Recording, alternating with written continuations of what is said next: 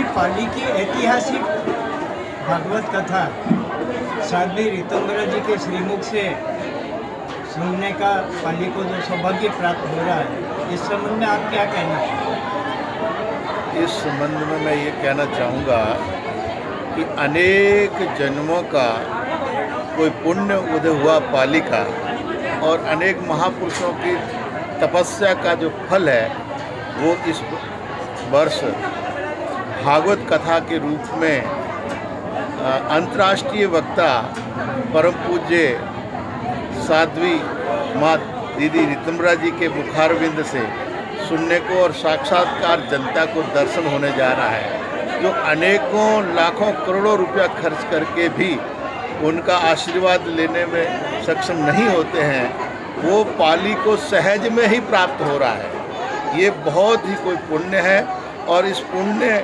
का निमित्त जो है गीता सत्संग भवन पाली में जो इसके परमाध्यक्ष है, परम श्रद्धेय परम आदरणीय हमारे अध्यक्ष महोदय स्वामी प्रेमानंद जी महाराज को इसका निमित्त बने हैं।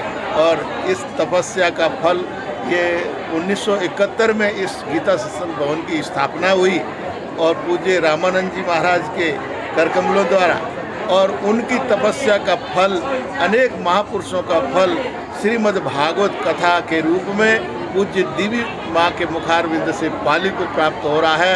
ये पाली की अनंत समय की तपस्या का फल है।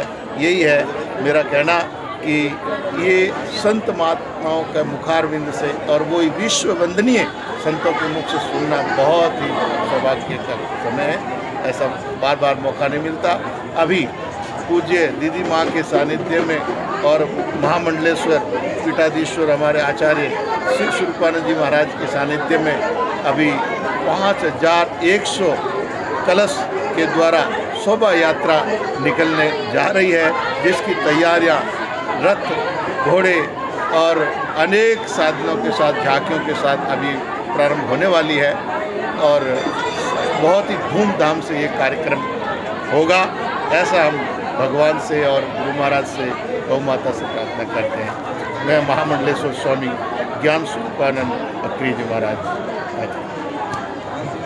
पाली की धन्य धरा पर आपके द्वारा इस गीता सत्संग भवन के माध्यम से ये जो भागवत कथा हो रही है और पाली को ये जो सौभाग्य प्राप्त हुआ है, आपने अपने श्रीमुख से जो प्रवचन करना है उसके लिए आपका बहुत बहुत स्वागत है।